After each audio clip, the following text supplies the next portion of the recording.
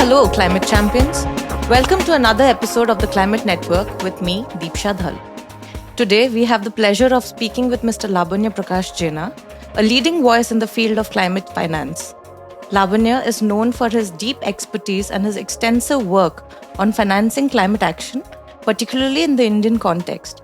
With a background that spans over policy analysis, international relations, and innovative financial instruments, his insights are not only rooted in rigorous analysis, but also in a passionate commitment to ensuring that climate finance reaches the areas where it's needed most, especially in the developing countries like India. He is presently working as a sustainable finance specialist at the Institute for Energy, Economics and Financial Analysis and is an advisor at the Climate and Sustainability Initiative. He earlier led the Center for Sustainable Finance, Climate Policy Initiative, and before that, he was working as the Regional Climate Finance Advisor, Indo-Pacific region at the Commonwealth Secretariat, and has also worked as a sustainable finance consultant for UNDP. We are excited to dive into this conversation and explore the critical intersections of finance, policy, and investments with him today. Welcome, Lavanya, sir. Thank you. I wanted to speak to you for so long, and I already have a really long list of questions.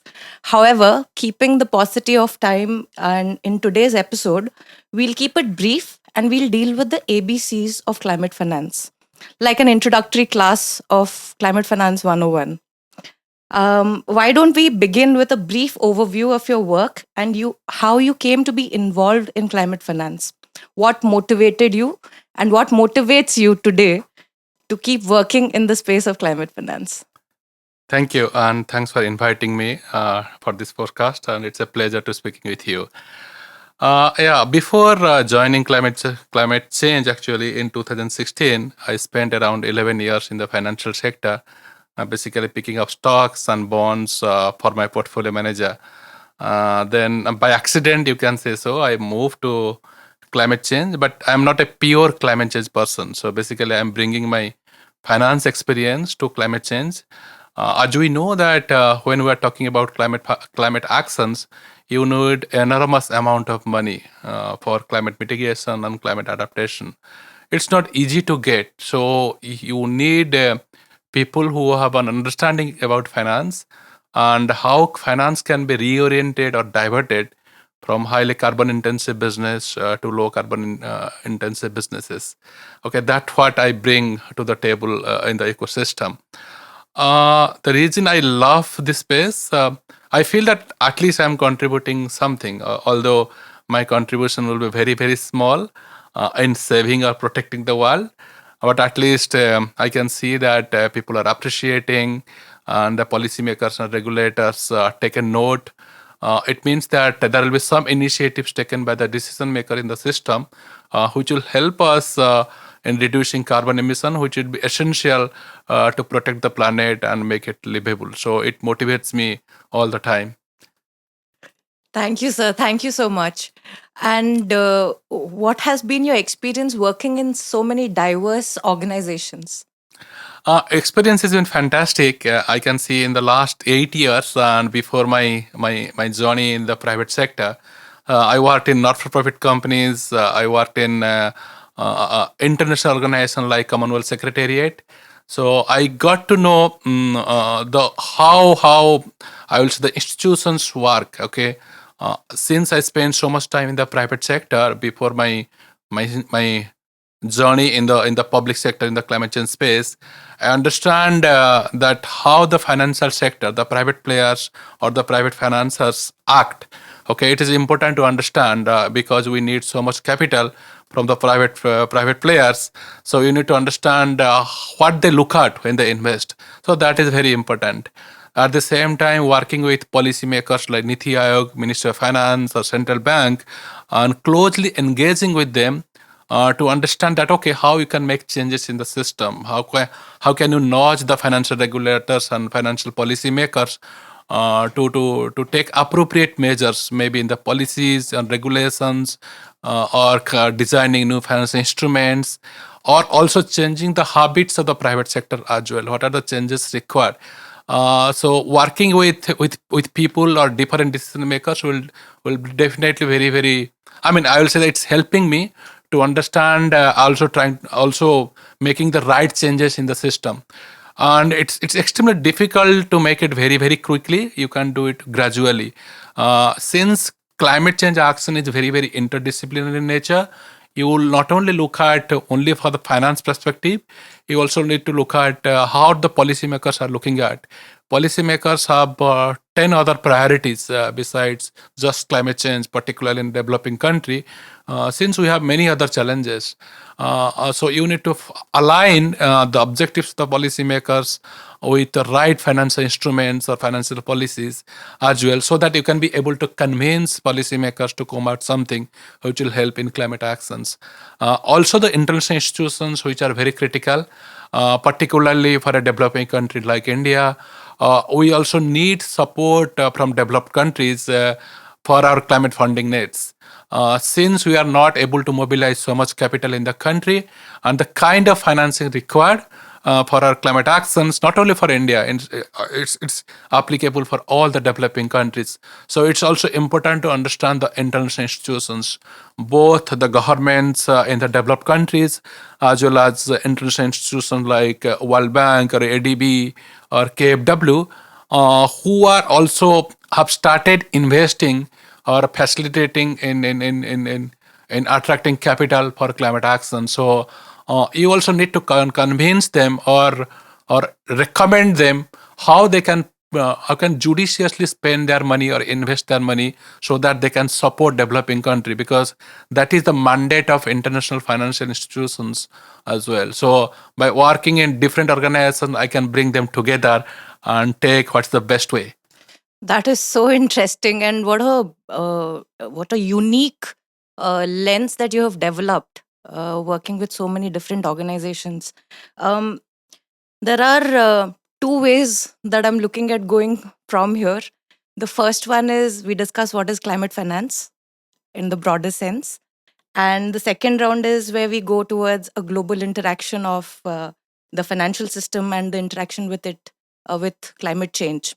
So the first question is, what is climate finance? Can you give us a brief overview of the financial ecosystem, the definitions, and the key instrumentalities, the risks and the opportunities, and how is it any different from sustainable financing that is available globally?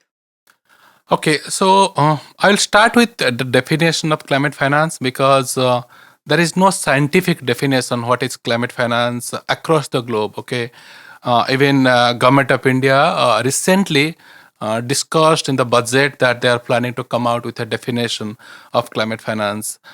Since there is a lot of confusion among decision makers, particularly among financiers, it's very difficult. I mean, they are also struggling to differentiate between a project or business which is climate friendly and another project which is not really climate friendly. Okay, I'll go back to a broad definition from UNEP inquiry, and they said that sustainable finance is a broad umbrella terminology. When they say sustainable finance, it's a combination of environmental aspect, social aspect, governance, as well as economic growth. Why they have added economic growth? Because for a developing country, you need to grow your economy to meet all the 17 sustainable development goal. Okay, that's a broad sustainable development. Capital which is flowing to all this to all this component like environment, social governance, or economic growth, I will say that that's sustainable finance. But another point we need to remember that, for example, if capital is flowing to environmental sector, but it is disturbing the social aspect, okay, it doesn't have a governance practices, or it is not helping in economic growth, we cannot say that it is sustainable finance. The principle suggests that, okay, you are providing capital to a certain component, let's say social aspect, let's say you're building affordable housing, but at the same time you are not harming the other aspect of sustainable broad sustainable development goal. For example, it's climate change, it could be governance practices or economic growth. That's called sustainable finance. Then within environment, which is a component of sustainable development. So capital flowing to environment, that's called environmental finance. So environmental finance is further divided into three components: climate change mitigation, climate change adaptation, and also other environmental aspects, which include pollution, biodiversity, which has little to do with climate change. So if I combine only climate mitigation and climate adaptation, that's we call climate change. The capital flowing for climate mitigation and climate adaptation is called climate finance. But in international communities, the definition is only the support coming from developed countries and going to developing country, that is called climate finance. According to UNFCCC, it could be in the form of public capital, it could be grant, it could be concessional debt capital, or it could be guarantee. And they also consider that if the public capital is supporting private capital, also helping private investors to come to developing country, that is also called climate finance as per UNFCCC. But if you see in the financial market, the definition of climate finance is not so popular. Okay, because they will talk about it is sustainable finance, they will talk about ESG, they will talk about responsible investment, but not really climate finance. But I mean, in a layman language, the climate finance is nothing but capital flowing for climate mitigation and climate adaptation. But if you see broad definition in various countries, they will keep on saying the policy changes, the regulatory changes, the market practices related to climate mitigation and climate adaptation is also climate finance as well. For example, Government of India, let's say tomorrow they could come out with a grants for climate mitigation. We can also say this is climate finance as well. Let's say central bank has come out with a regulatory measures which will help in climate actions, that is also called a climate finance. So we cannot restrict ourselves only to flowing of money. We can combine other aspects. Basically, I will say the enabling component of finance also. It could be policies, it could be regulation, it could be change in market practices. We can also say that those are climate finance as well. If I see the broad ecosystem of climate finance, there are several players engaged. It could definitely government plays a massive role because their policies will dictate how capital is flowing for climate change. Because if the government is not favor of climate actions, definitely you will not see that capital is flowing. There are several countries, particularly countries which are exporting oil and gas, they are not in favor of climate actions. So we need to remember that government is the most important factor, important players in the climate finance ecosystem. In addition to that, there are other actors. Other actors could be financial regulators, central bank, securities regulator, pension fund regulator, insurance regulator. So they are coming out rules and regulations which will push their regulated entities to integrate climate change in their decision making. For example, central bank will say the commercial banks, you need to disclose the risk and opportunities in your annual report concerning climate change. It means that as a commercial bank, I'll be responsible, I'll be concerned about climate change since I need to disclose to central bank. Okay, similarly, securities regulators, they are coming out with new finance instrument. I'll talk about that. Let's say they are coming out with the guidelines on transition bonds, on green bonds, on ESG mutual fund, then sustainability linked bonds. Okay, they are asking corporates to disclose their annual report, what kind of climate risk you are facing, because it is already considered to be a material risk. Whenever there is a material risk, as a listed company, you must disclose to our investors. So it's good to see that security regulator have started asking. For example, in India, there is a rule called BRSR. Companies have started disclosing those information which will be useful for investors. Okay, similarly, there are guidelines for different finance instruments as well. There are also there are regulations around ESG rating as well. Okay, then there are pension fund and insurance companies. They're asking fund managers, are you integrating climate change in your investment decision making, in your security selection, in your portfolio management, in your investment management? Okay, if you consider that, there is a possibility that you may penalize those companies, or you may withdraw capital from those companies which are not really helping in reducing carbon emission. But indirectly, you are also incentivizing companies by putting more money in those businesses which are helping in reducing carbon emission. So those players are also important. In addition to that, other actors like rating agencies, okay, which are rate companies based on the carbon emission or climate change or broad sustainability aspect also, because they are bridging the information asymmetric gap. Okay, as an investor, you may not have time to conduct a thorough due diligence of all the companies. Okay, you need a third party agency which can help you to understand and assess the riskiness of climate change in corporates. So these third party agencies are also playing very active role. In addition to that, there are international organizations like TCFD, there are CDP. Okay, they are you have responsible banking, you have UNEPFI, and other international institutions who are also playing very supporting role. They are coming out new guidelines, new framework. Basically, based on new guidelines and new framework, companies need to disclose, which is very important for investors, for regulators to understand. If they understand the kind of risk the corporates are exposed to, they will come out with right regulation, right measures.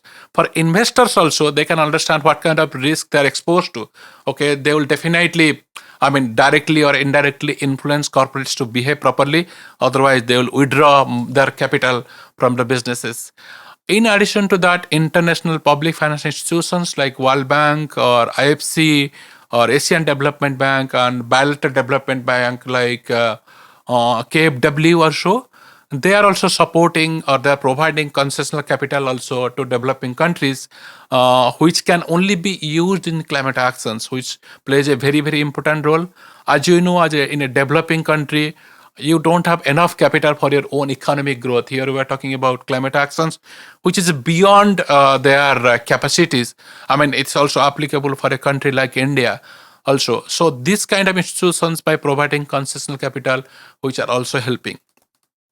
Then as a government, I spoke about policy making, but in addition, government is also playing an active role in setting up institutions, financial institutions, as well as I'll say that by playing by asking these institutions to support companies. For example, Government of India started an institution called Indian Renewable Energy Development Authority. It's a very old institution, but in the last 10 years, they played a phenomenal role to provide capital to the renewable energy sector.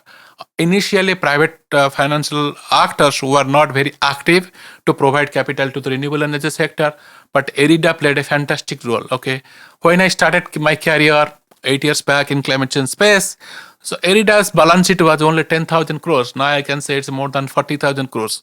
It means that the kind of role they played in expanding the renewable energy business here in India. I'll keep on talking. So yeah, please go on. I'll pause here. It is so good to listen to you, and it's just I'm learning a lot from this conversation.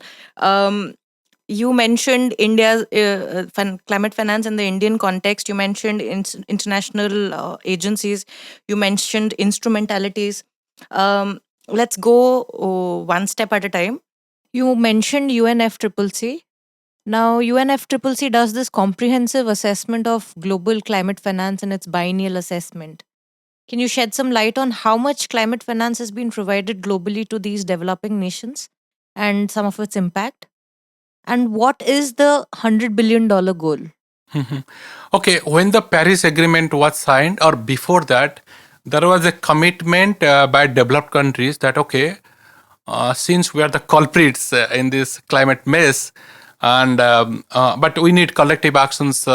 Means even if not only developing countries should take steps to reduce carbon emission. But as we know that developing country doesn't have the financial capacity to invest in technologies which will help them to take climate action, both climate mitigation and climate adaptation. They committed that will provide $100 billion, but they just crossed $100 billion last year, according to OECD. Okay, that's the set. But the question mark is that is this $100 billion enough, or is that $100 billion is really true? Okay, that's a developing country. Though they don't agree that with the definition of climate finance of developed countries or UNFCCC. Even Government of India's own position is that if you are not providing that capital for grant, okay, you cannot say that you have supported me. Okay, you are providing capital at a market rate. Okay, anyway, I can raise capital from any private investors at a market rate. Can you say it's climate finance? Can you say climate finance when I'm talking about the support? As a developing country, you are expecting financial support from developed countries. But if the developed countries is saying, I'm providing capital, but you need to pay me certain interest, okay?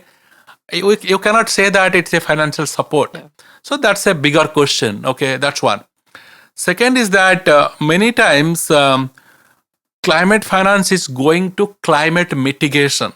Okay, when you are talking about climate mitigation, you are basically creating a global public good. Okay, if I'm using rooftop solar or solar in India, okay, it is contributing in reducing carbon emission the same way if we install solar system in New York. It doesn't matter. Okay, at the end of the day, you are reducing carbon emission, which is going to help everybody. Okay, since climate mitigation is commercially feasible, okay, so most of this capital are going to climate mitigation. But coincidentally, climate mitigation are able to attract private capital. So you don't need so much support from developed countries for climate mitigation. So you need capital for climate adaptation. There are not enough business model. It's not commercially feasible. You need a massive public capital. So climate finance from developed countries is not flowing for climate adaptation. It is mostly flowing for climate mitigation. Then another key component is that there are several developing countries, particularly small and island developing states. They continuously lead development finance also. Okay, because what is happening is they are noticing that finance which is available for development, it is shrinking and it is going for climate finance. Okay, so they are also challenged that, okay, you are helping us in climate finance. Okay, that's fine. But what happened to the development finance? Okay, because for a developing countries, okay, climate action is important, but at the same time, we are facing other challenges. It could be healthcare, poverty, energy access, many different issues also. So, this kind of I will say chest thumping that, okay, we have been able to support. I don't think that it's appropriate or it's fair, given the amount of carbon they have emitted so far to the atmosphere. Then is 100 billion enough? Okay, yes. One, you are not providing. Second is that they are not increasing the amount of capital required. Okay, they promised 100 billion 10 years back. Now we are in 2024.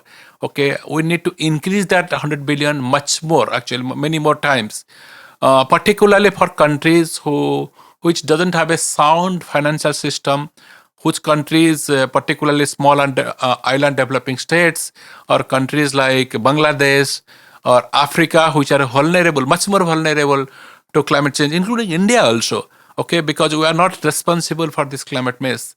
It is the developed countries who are responsible, and they have the ability to take actions and also support developing countries.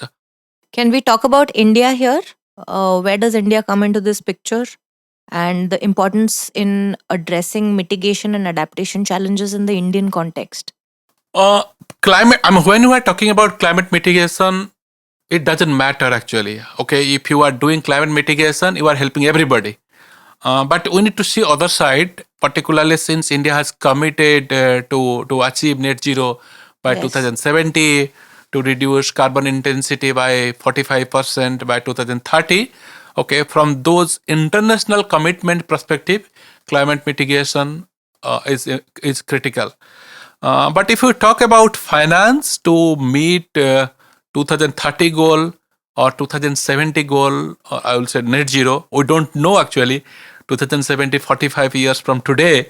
But let's say 2030, India said that okay, we'll add 500 gigawatt of renewable energy capacity by 2030. So far, we have added, I think, 185 gigawatt of renewable energy capacity. Okay, we need to add 320 more. It means that every year we need to add 50 gigawatt per annum. Do we have enough capital? Here I'm only talking about renewable energy, not only generation. Here we are talking about battery, we are talking about transmission capacity and little bit of distribution capacity.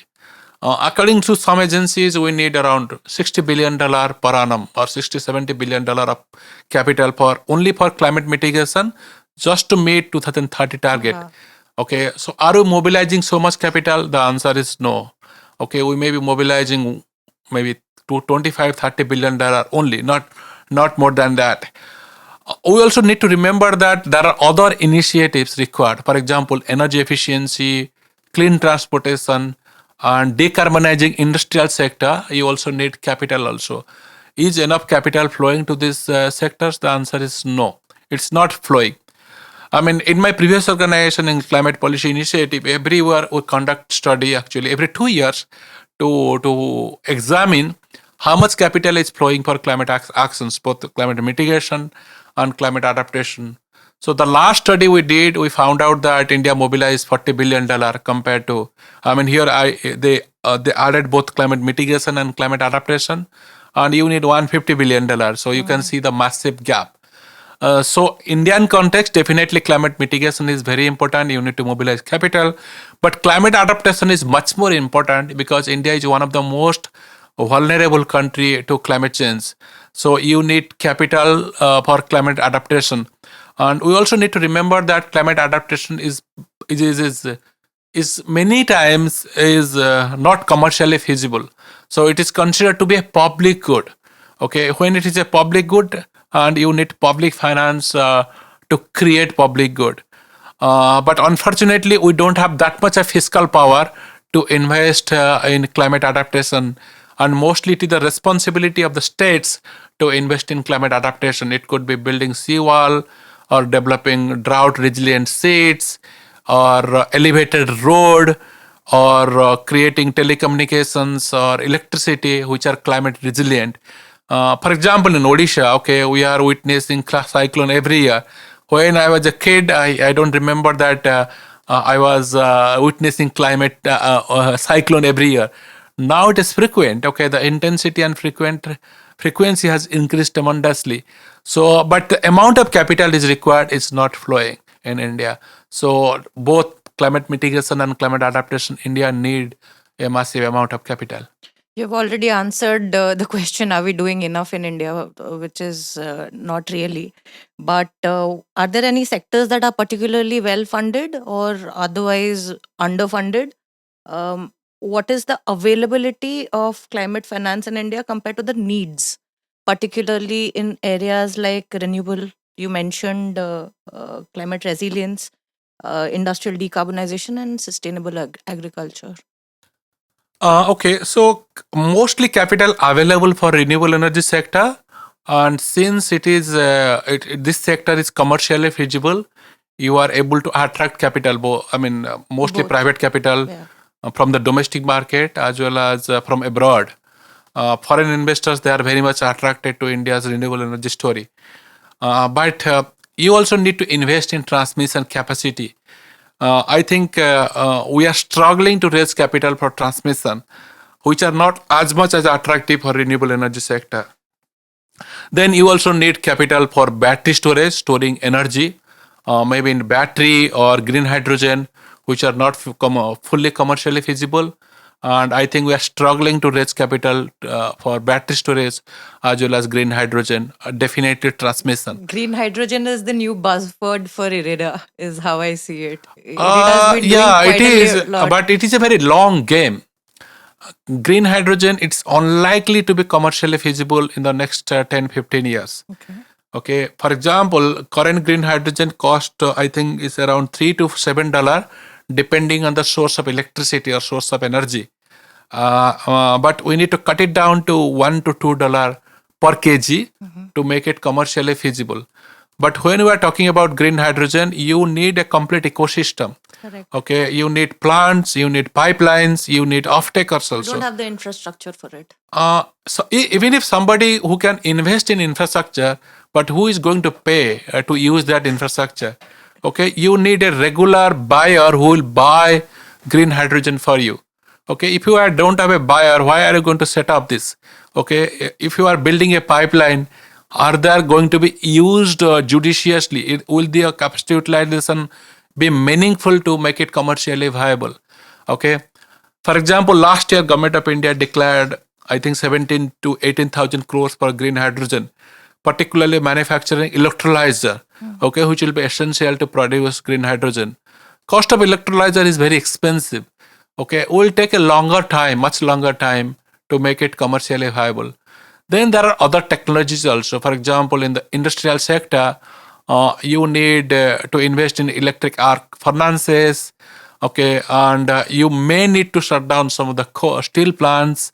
And cement industry is extremely challenging to reduce carbon emissions significantly. You need new chemistry also in the cement industry. Similarly, are we investing enough in recycling, for example? Okay, recycling will be very, very critical, particularly in the steel industry. So if particularly electric arc furnaces, you need to collect the scrap materials, which are used in the electric arc furnaces, which we call circularity. Okay, is there any business model which is very, very limited? There are a few companies which have been so far successful in the circular economy, but enough capital is not flowing. For example, energy efficiency. Okay, large corporates may afford to go for energy efficiency technologies because they can stay invested for a long time. They can raise capital for a long time. But think about MSMEs. Are they able to raise capital to invest in MSMEs? Okay, then you also need capital for green buildings, for example, both for climate mitigation and climate adaptation. I don't think that we are mobilizing enough capital for green building. Then agriculture also. Agriculture is contributing 16-17% to carbon emission. In order to reduce that, you also need capital which can support farmers. Farmers cannot do it themselves. Okay, particularly in agriculture, you need to change the farming practices, including the kind of foods, that kind of feed actually you are providing to cows and bovines, and you need to change the rice producing practices which have been used for the last 10,000 years since civilization, I will say. Okay, you need to do a lot also. So besides renewable energy on certain segment components of clean transportation like cars, three-wheelers and two-wheelers, nothing is happening on the long-haul trucks or airlines, on the shipping industry, because it will take a long time, okay? But you need to invest in certain technologies right now. Particularly the money will come from public actors because they can provide patience capital, stay invested for a long time. See the example of solar industry. It started in 1950s. Okay, in 1970s, I was looking at a graph. Solar cost was $100 per watt. Okay, now it is $0.0001 per watt. Okay, you can see the difference. But it only happened in the last 25 years. But remember that it was only used for satellite. Okay, nothing else. But government stayed invested for 50 years. Not a single private investor invested that much in solar technology, barring a couple of them in 1990s or so. So you need a support from the government who can invest in these technologies for a long, long period of time to make it successful. Once you reduce the probability of failure, you can attract private capital. Otherwise, they will not come. From India context, as a developing country, probably they will only look at the low-hanging fruits, the technologies which can be commercially feasible very, very quickly. They may not go for technologies like direct air capture, okay, which will be successful after 40 years, 50 years. We don't know how many years, but clean transportation, renewable energy, battery, green hydrogen, which are going to be materialized in the future, even circular economy. But we are not noticing that so much capital is flowing. We don't have enough capital in the domestic market. We are relying on heavily on commercial banks for low carbon technologies. We are not going to capital markets, raising capital from pension fund and insurance companies who are suitable to invest in the low carbon technology, can stay in the investment for a long period of time, because they are long-term institutional investors, but we are not able to mobilize so much capital from them as well. Because most of the companies, their credit rating is not very good to attract capital from these classes of investors. So that's another challenge we are facing. So there are market failures. You need public and regulatory interventions to address those market failures. So once you resolve that market failures, maybe better disclosure or changing the practices of financiers, you can be able to mobilize capital. Incentivizing them also might play an important role. The question is that who is going to provide incentive? It's the only government can provide. There are I'm adding the financial instruments part. For example, how can you incentivize? Let's say you will say, for the case of green hydrogen, you will say that okay, a certain percentage of energy will only come green hydrogen. It's a policy.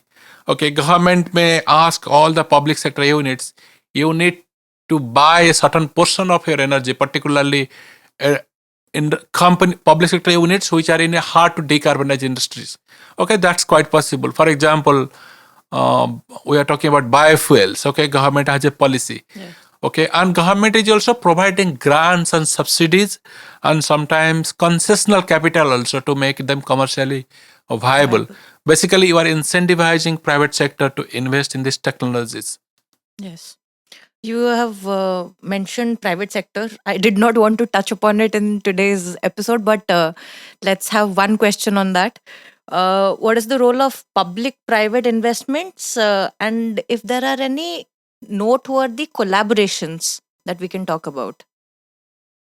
Yeah, collaboration is very critical because as we know that only public actors or government, they don't have enough money for low carbon technologies, and you need them. Not only just in money. When I'm talking in money, it could be a combination of grants, subsidies, concessional capital, by providing partial risk guarantee. Okay, you can give comfort, you can reduce the riskiness of low carbon technologies. You can also improve the financial return, which will attract private investors to invest. I mean, there are financial instruments like blended financial mechanism, where you can combine private capital and public capital, which will help in reducing the riskiness of the projects, and you can attract private capital. That's one way. There are other ways also. For example, let's say technologies, okay, at a very early stage, and there are not enough private investors. Can the government be a entrepreneurial financiers, okay, be an equity investors at a very early stage when nobody is interested to invest, okay, and stay in the investment, still it has a possibility of commercialization, okay, then you can attract private investors. Or you will say that okay, there will be some percentage of money can come from private investors for that particular low carbon product or solutions, and some percentage of money can come from the government. Okay, and in that case, okay, you are supporting private actors, okay, to invest in technologies, because they may not be comfortable to put their entire money or a significant amount of capital in technologies which are highly likely to fail, okay, to be commercially feasible or so. So in that case, you need support. At the same time, there are other areas where government can support. Maybe open the universities or the research lab for private sectors also. Private sectors can come and invest money or providing money to research scientists in the research institutions or the universities who can develop patents also, who can develop new technologies. Yeah. For example, IITs like IIT Mumbai or IIT Madras. IIT Madras is very forward-looking and very super active in this space. They have come out with a number of technologies and number of business. They have created an incubation center, and where they're inviting private sectors to use their ecosystem to develop technologies as well. And they have very good connection with the venture capitalists also. Okay, here government is playing like a matchmaker or giving them a platform where public actors and private actors can come together and build a partnership as well. I'll go back to again the kind of business. Then we'll say that okay, whether enough capital available for businesses like climate analytics. There are venture capitals or private equity investors. They are available. They are very much attracted to invest. There are private equity investors. They also want to invest in, let's say, battery storage or charging station. Okay, maybe the gap between desired investment and the investment coming, maybe there is a difference, but still there are investors who are willing to provide capital through entrepreneur who want to do a new business. For example, you will see that there are companies, let's say Blue Smart, they are using electric vehicle, they are able to mobilize capital. Okay, so it's easy. But you also need to see that because India as a country, we just copy the business model from outside, which is good. At least the business model have been successful, and you can easily, I will say, make it commercially feasible and quickly make it scalable also, which is good. But if we talk about early stage technologies which are not commercially viable now, there it's a struggle. Okay, you cannot do that in India. You will go to developed countries. There are enough venture capitalists who will be willing to take risk and stay in investment for a long time. Or you will find out venture capitalists come in. As you take forward, okay, different kinds of investors come in. It's easy, but not so easy here in India. Then another point is that commercial banks many times, they don't invest in low carbon technologies because they are prudential lenders. They will only lend to businesses which have been successful or likely to be successful, and who are, they are risk averse lenders. Okay, they will not invest. We don't have a financial system which are rewarding entrepreneur who are undertaking or planning to do risky ventures. Okay, that's it's a limitation of a developing country, I'll say. So, how do you see the financial sector, or specifically climate finance, in India evolving in the next 5 to 10 years?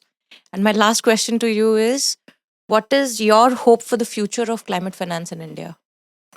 I'm confident about increasing climate finance in India because government of India is committed to reduce carbon intensity and add more renewable energy capacity.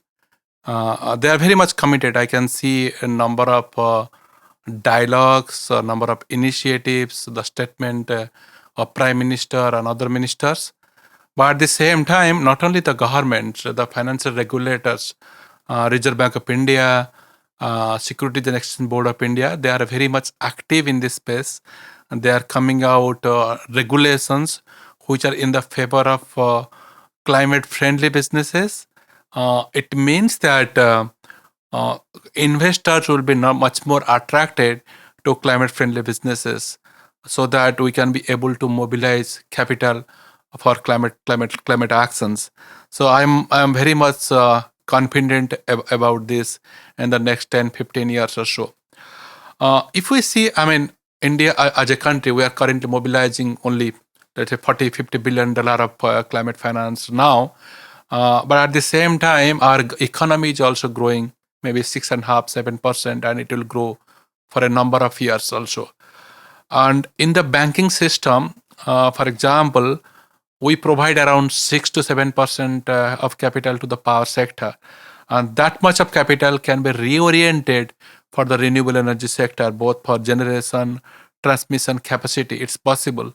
Okay, so as the renewable energy sector is already commercially viable in all the segments, including rooftop solar, so it means that it is going to mobilize more capital for the renewable energy sector. And we are also seeing support coming from the government India also.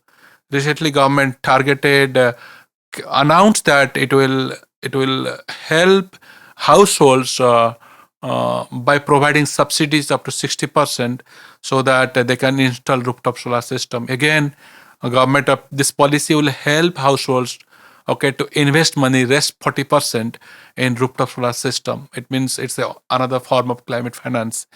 For example, government also increase the budget of Ministry of New and Renewable Energy. Okay, so what are the implications? So definitely they are going to provide incentive for clean energy so that they can attract more capital for the clean energy sector as well.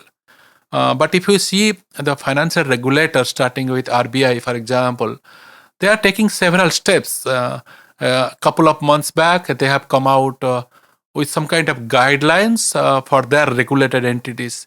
Who are their regulated entities? Those are commercial banks, NBFCs, and systemic important financial institutions in the country, including NABARD and SIDBI or so.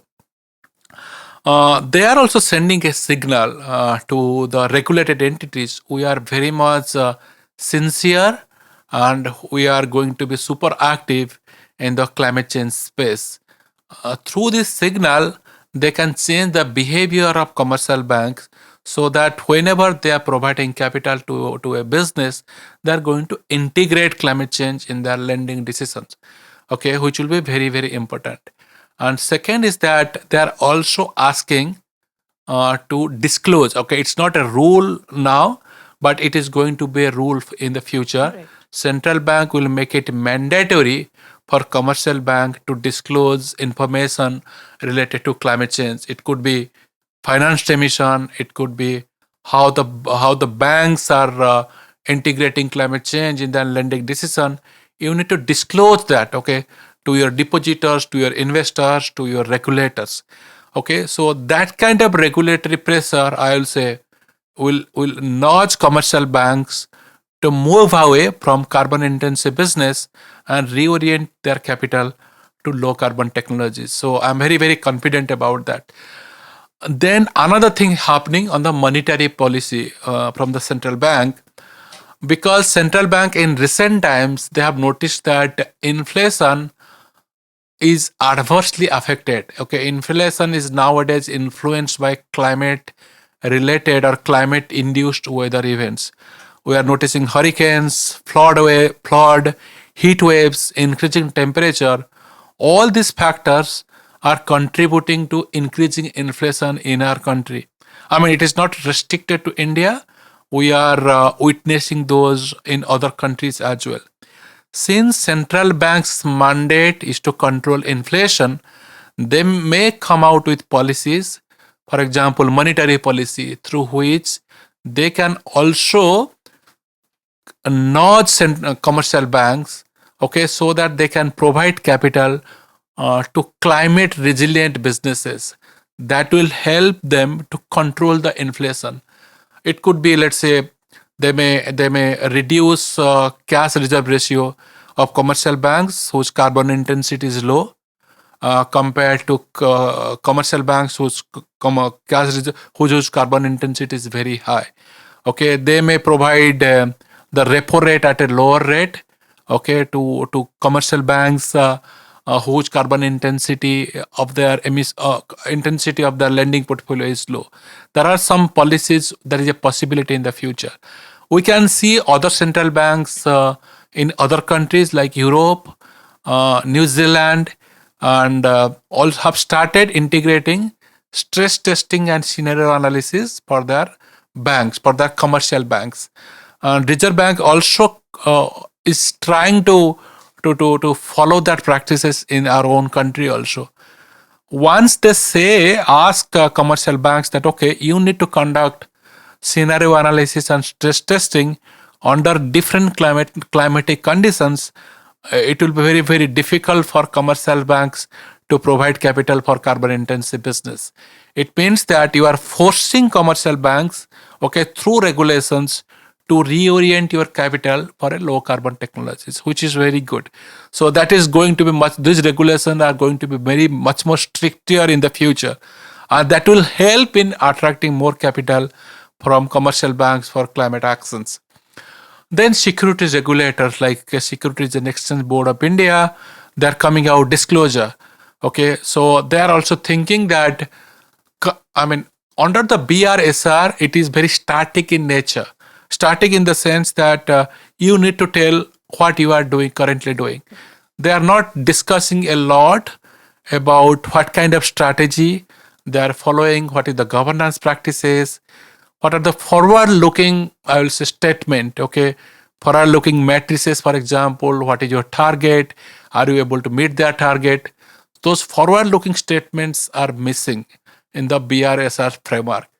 But at the same time, security regulators, since India is a financial system, all the financial regulators actually they follow international standard.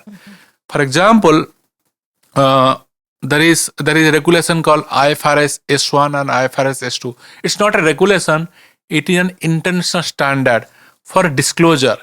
Mostly India's financial regulators, they follow international standard, and there is a conversation going on in SEBI also.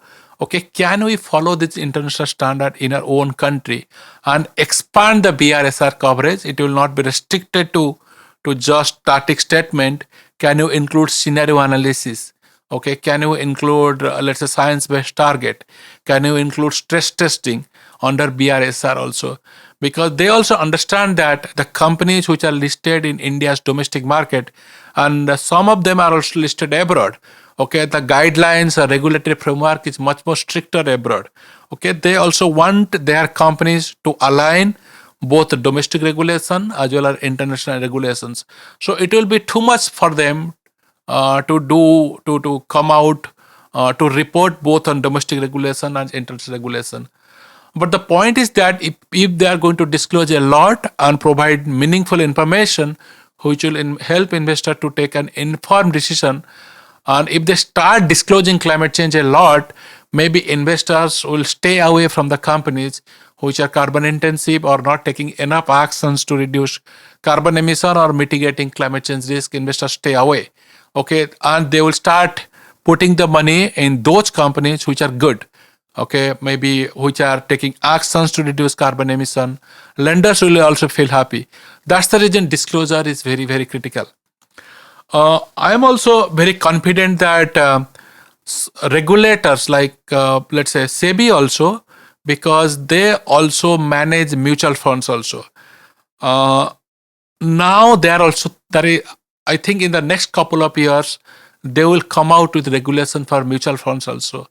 They need to disclose that how they have integrated sustainability and climate change in the investment, in the security selection, in investment management. I need to disclose that to the security regulators. They are going to follow that IFRS S1 or S2, mostly IFRS S2, which is appropriate for climate related financial regulation, which is your disclosure practices, okay, which is going to happen in the future.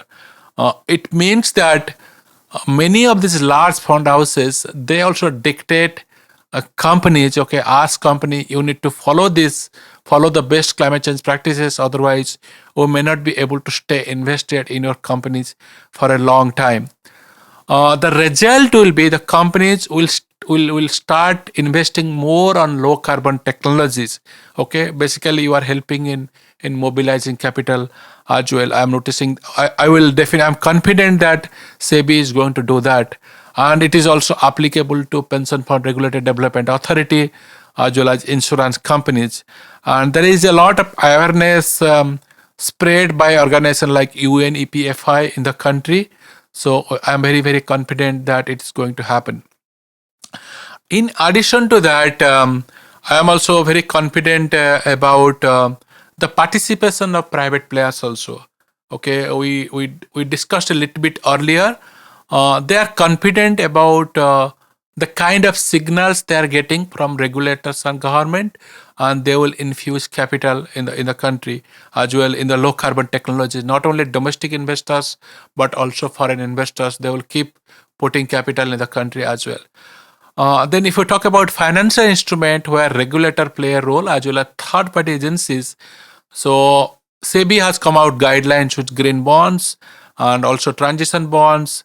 2 weeks back, they have come out with a discussion paper around sustainability linked bonds and then securitized green bonds, okay, which will also help corporates to use this innovative finance instrument to mobilize capital. Okay, I can see that that will also be successful. Although, and globally, some of the innovative finance instruments have not been successful so far, but I am optimistic that SEBI can learn the lessons from other countries and try to bridge the regulated loopholes in the country that will help in raising capital by using these innovative finance instruments, which will help corporates to invest in low carbon technologies.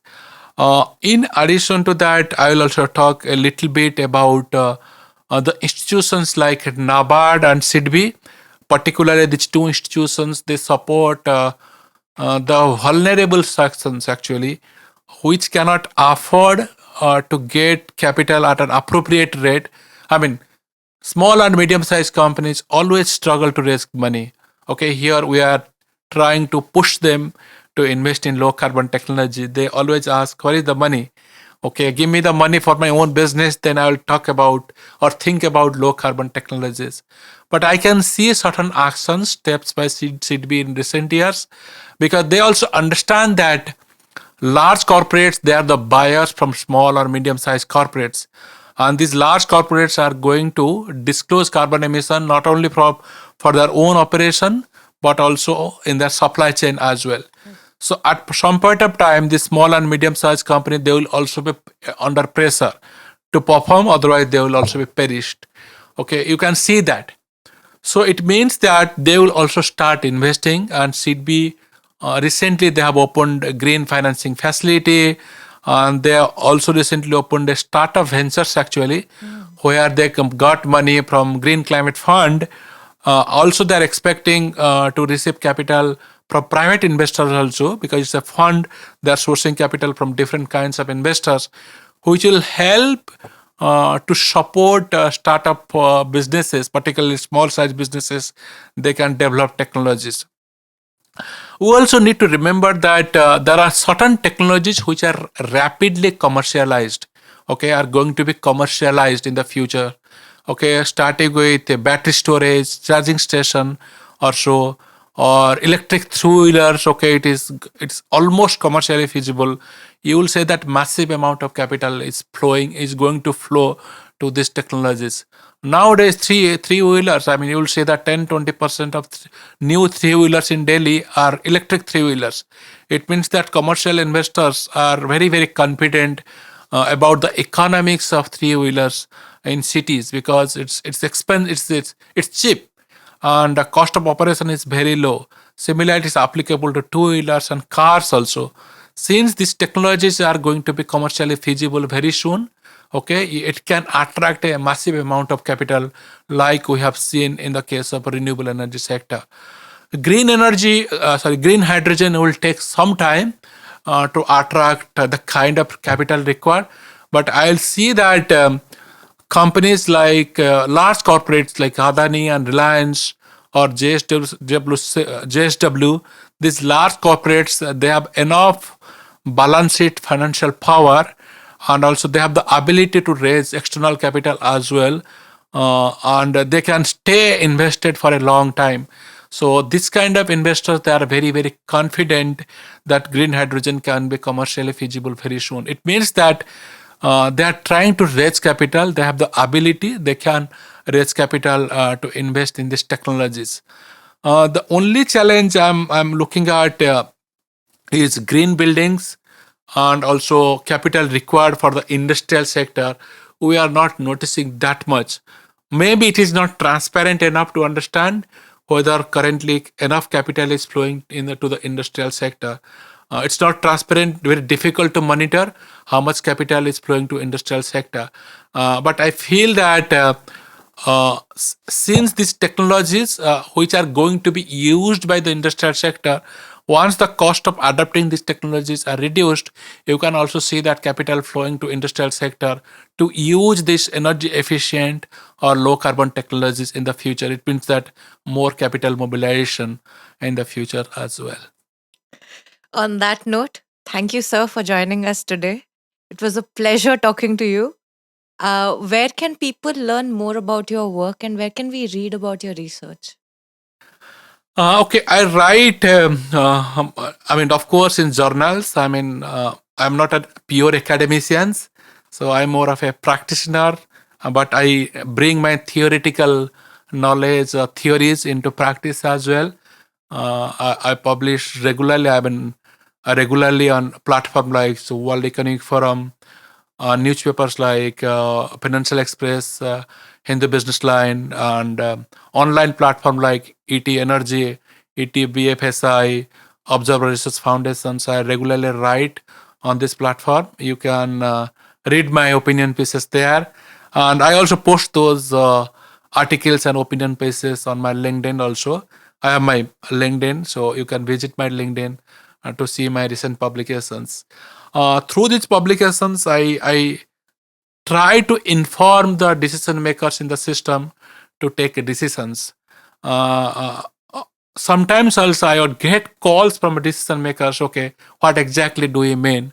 How we are going to implement? And it's I feel very happy that decision makers are reading my publications also, and I feel that okay, I'm in some way I'm contributing.